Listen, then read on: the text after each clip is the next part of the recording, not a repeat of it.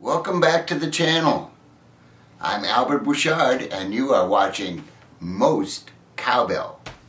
Today I'm going to do an unboxing video. I know this is ridiculous. I feel like this is the most boring thing I could possibly do. Unboxing a thing that I got in the mail. But people do this and I've seen other people do this, and so what I'm going to do is I'm going to unbox this thing that I got from Dario.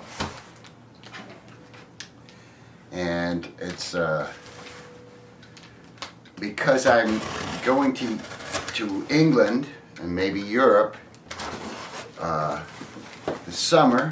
Hopefully this thing will definitely will come off as it's supposed to, and I'll be over there rocking and rolling. But so I want to bring a smaller setup. So, but the one that I have is a little. Now this looks kind of big. This is the small version of this. Okay, and it's still pretty big. Let's see. Now, I'm told that you have to put this together. Did I get the whole thing or did I just get the case? It's very light. Oh, no! I only got the case. The case for it. Well, I don't know. This was a mistake, I guess. On my part. I thought it was pretty cheap. Okay. Forget that.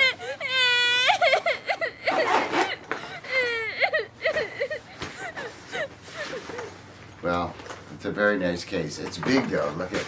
It's this big. Here's the one that I was going to bring. The pedal train nano, for the pedal train nano pedal board,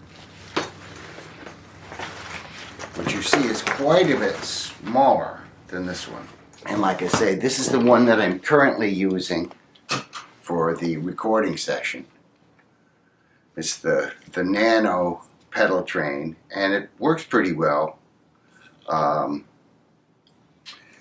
this pedal board I have the Strobo Stop, Peterson, greatest tuner ever. I have a compressor that, I don't know, sometimes it seems, if I'm playing with my fingers, I have to use the compressor on the guitar. And then this is something to make your acoustic guitar sound better through an amplifier. So if I happen to be playing through an amplifier, in addition to going direct, I'll use this to tame down that piezo, tame some of that treble from the piezo. And then I have this LPD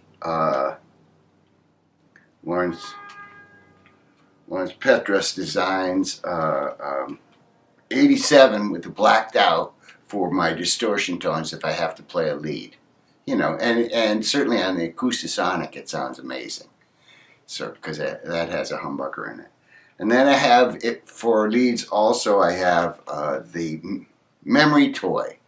So put a little echo on there, a little bit of, you know, what do they call it? Squamous is what Eric Bloom would call it. The green mush.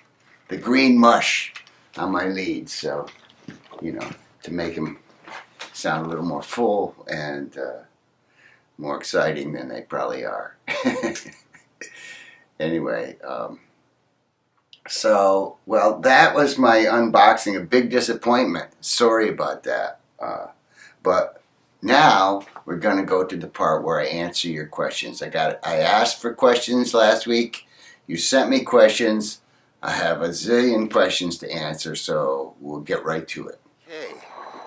Our first question comes from Chris Stokes. Can you share some memories of writing and recording the song Fireworks? Did you ever play it live?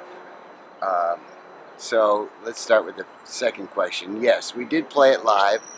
I don't quite remember this, but we played it somewhere in California at like an outdoor festival or something. Some bizarre situation where we played it. I don't think it came out that great, even though he played it competently, but singing a lead vocal like that behind the drums, it was weird. One of the things that happened when we were recording it was that they were mixing it in this room that was not the studio. They had like a designated mixing room in the record plant. It really sounded pretty bad, but at the time it was like, oh, John Stork did it, you know, so it had to be great. But anyway, Bruce Springsteen walks by, and so we're talking. You know, I said, "How's your record going?" He goes, "Oh man, this is great. You know, I got some great stuff on this one." He said, "Hey, this song here, this is a hit, man. You should this should be your single." So this was the record. This was for Spectres, right? So I told the guys that, and they said, "Oh, what does he know? He doesn't know anything."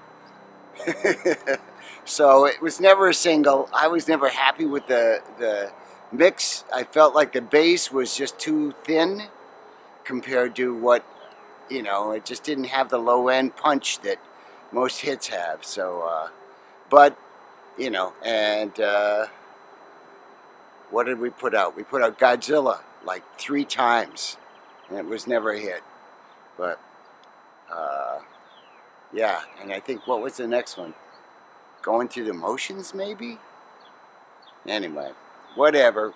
Fireworks. It started with Alan had a little riff that he was playing. I said, "Oh, that's a good lick," and so I turned it into a song.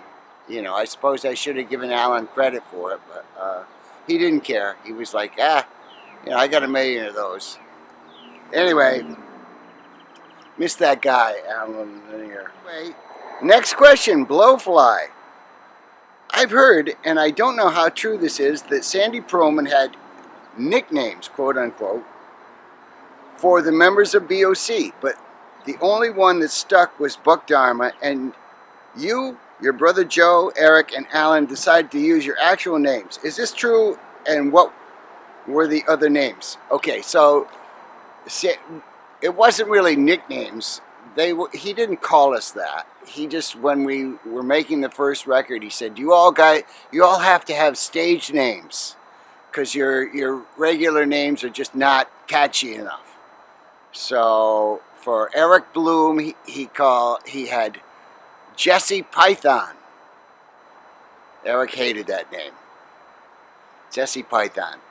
For me, he had Prince Omega, a name that I use.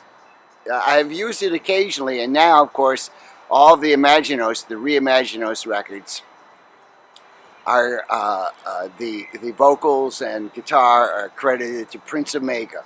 Albert Bouchard is the producer, but Prince Omega is the artist. So I use mine, you know, especially in terms of interpreting Sandy Pearlman's material. Joe, I don't remember a nickname for Joe. I think he thought that Joe was a good name. I guess. I don't know. Joe doesn't remember a nickname either. And for Alan Lanier, he had Laverne. A single word, Laverne, was Alan Lanier's nickname.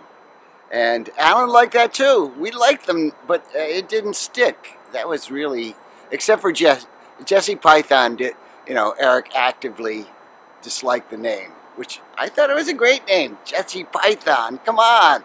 Wouldn't you want to see a group with Jesse Python in it? Anyway, everybody's got their own taste. TG. What's the story behind a fact about sneakers? Oh my God, this is a complicated one. Okay, so that's a Richard Meltzer song. It originally was a song that I wrote. It was kind of like a jam song where we would jam along, and Les sang it, and it was called All Night Gas Station, and it was the song about the girl who puts her eyes out or something. I don't know. I can't remember exactly how it went, but we decided when Les wasn't the singer anymore that we had to that was a really good musical bit that we did, but we had to have different lyrics. So Meltzer came up with the fact about sneakers. I didn't know what inspired it. You'd have to ask him. Of course, it's kind of like that kind of, I don't know, studious, literary kind of a thing where he's doing a lot of verbal puns and things like that, and trying to create these strange images in your mind when you hear it. But anyway, so that's the story behind that one. It started out as All Night Gas Station. Mark Konzarowski.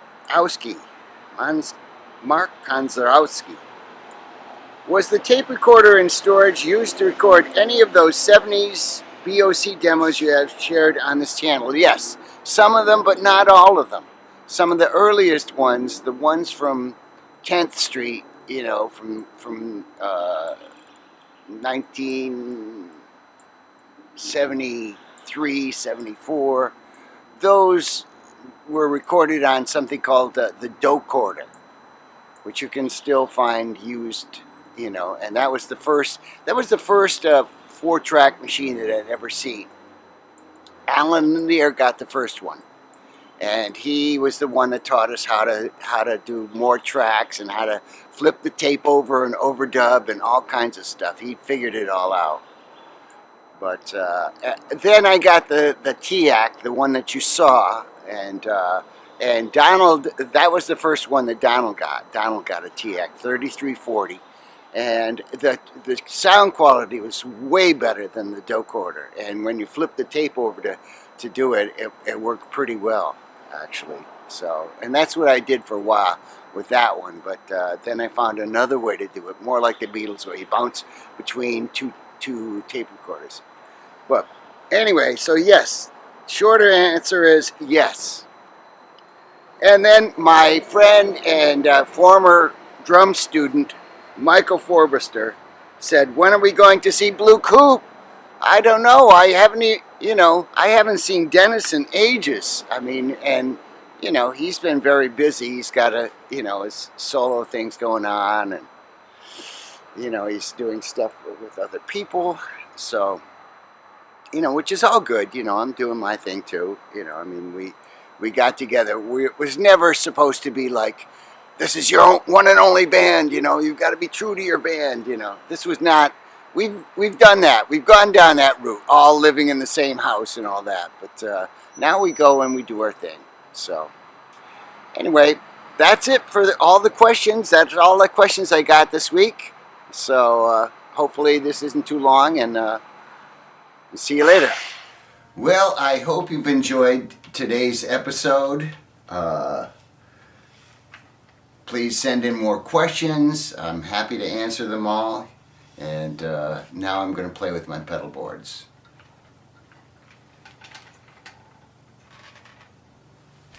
See you next week.